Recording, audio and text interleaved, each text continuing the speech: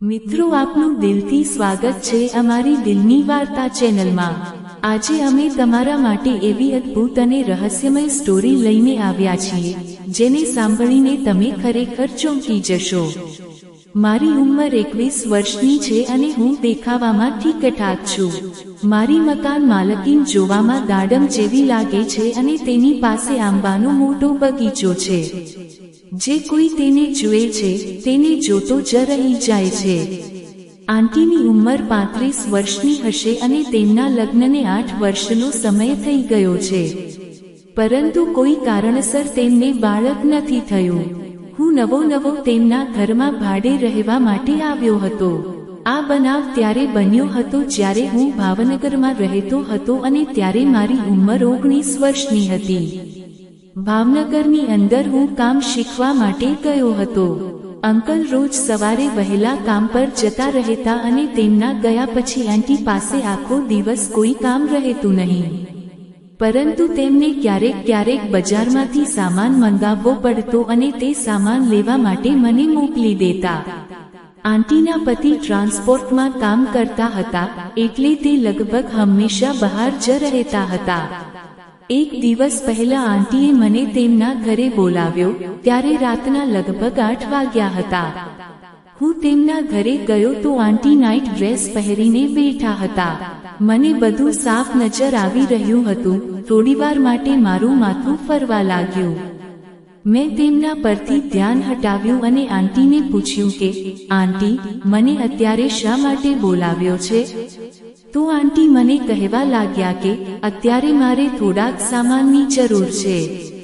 તું બજારના મેડિકલમાં જઈને ત્યાંથી થોડી દવાઓ અને શોપિંગ મોલમાં જઈને થોડી બીજી વસ્તુઓ પણ મને લાવી આપને। મેં આંટીને હા પાડી અને આપેલી યાદી લઈને હું ખરીદી કરવા માટે જતો રહ્યો। થોડી વાર પછી મેં બધો સામાન તેમને આપીને મારા રૂમ પર સૂવા માટે આવી ગયો। હું સૂવાની કોશિશ કરતો હતો, પણ મારા દિમાગમાં તો બસ તેમના જ વિચારો આવી રહ્યા હતા। મને નીંદર આવતી નહોતી, તેમના વિચારો મને ગરમ કરી રહ્યા હતા। હું તેમની સાથે ખૂબ જ આનંદ કરવાનો વિચાર કરતો હતો। હવે હું આંટીના ઘરે વધારે ને વધારે જવા લાગ્યો। એક વખત હું જ્યારે તેમના ઘરે ગયો તો આંટી સ્નાન કરી રહ્યા હતા અને હું દરવાજાને ટકોરો માર્યા વગર સીધો અંદર જતો રહ્યો અને બહાર બેસીને તેમની રાહ જોવા લાગ્યો। આંટી જ્યારે સ્નાન કરીને બહાર આવ્યા તો હું તેમને જોતો જ રહી ગયો। તેમણે સુંદર મજાનો બ્લુ રંગનો ડ્રેસ પહેર્યો હતો। તેમને જોઈને મને એવું લાગ્યું કે જાણે કોઈએ મારી સામે કેસર કેરીનો ટોપલો ધરી દીધો છે। મિત્રો, મને કેરી ખૂબ જ વહાલી હતી, એટલે કેરી ખાવા માટે હું પણ તૈયાર થઈ ગયો હતો। આંટી મને એક નજરે જોઈ રહ્યા હતા। હું ત્યાંથી ફટાફટ મારા રૂમમાં આવ્યો અને પોતાની જાતને સમજાવવા લાગ્યો। તે પછી હું 2 દિવસ સુધી આંટીના ઘરે ન ગયો। ગઈકાલે અંકલ 7-8 દિવસ માટે મુંબઈ ગયા હતા, ત્યારે આંટીની તબિયત અચાનક ખરાબ થઈ ગઈ હતી। તો આંટીએ મને ફોન કરીને તેમના ઘરે બોલાવ્યો। જ્યારે હું તેમના ઘરે ગયો તો તે પોતાના રૂમની અંદર આરામ કરી રહ્યા હતા। મેં જઈને જોયું તો તેમને તાવ આવી રહ્યો હતો। હું ફટાફટ મેડિકલ સ્ટોર ઉપર ગયો અને ત્યાંથી તેમના માટે દવા લઈને આવ્યો। મેં તેમને દવા આપી અને પછી હું જવા લાગ્યો ત્યારે આંટીએ મને થોડીવાર માટે બેસવા માટે કહ્યું। હું તેમની પાસે પડેલી ખુરશી ઉપર બેસી ગયો।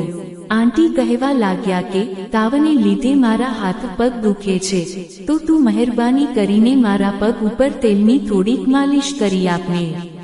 તેમની આવી હાલત જોઈને હું તેમને ના પાડી શક્યો નહીં। મેં કબાટમાંથી સરસવનું તેલ કાઢ્યું અને તેમના પગના તળિયાની માલિશ કરવા લાગ્યો। મેં ધીમે પગના તળિયાની માલિશ કર્યા પછી પગ ઉપર પણ માલિશ કરવાનું ચાલુ કર્યું। મેં તેમને પૂછ્યું, આંટી, તમને માલિશ કરવાથી આરામ મળે છે?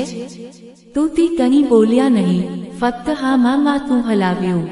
માલિશ કરતા મારું મન એમની સાથે આનંદ કરવાનું વિચારી રહ્યું હતું। મેં ધીમે માલિશ કરવાનું ચાલુ કરી દીધું। હવે હું આખા પગની માલિશ કરી રહ્યો હતો। થોડી વાર પછી આંટીએ મને ઉપર સુધી માલિશ કરવાનું કહ્યું. તે કંઈ બોલ્યા નહીં અને પગ થોડા ખુલ્લા કરી નાખ્યા. મારા માલિશ કરવાથી તેમને ખૂબ જ મજા આવી રહી હતી, એટલે તેમણે મને ખૂબ જ મજા કરાવી. મિત્રો, હવે વધારે કહેવાની તો શું જરૂર છે? તમે સમજી ગયા હશો કે મેં કેટલી મજા લીધી હશે. મિત્રો, આજની સ્ટોરી તમને કેવી લાગી? તમારા વિચારો અને લાગણીઓ કોમેન્ટમાં જરૂરથી શેર કરજો. તમારી કોમેન્ટ અમારી માટે બહુ મૂલ્યવાન છે. અને હા, જો સ્ટોરી ગમી હોય તો દિલની વાર્તા ચેનલને સબસ્ક્રાઇબ કરીને અમારી સાથે જોડાયેલા રહેજો.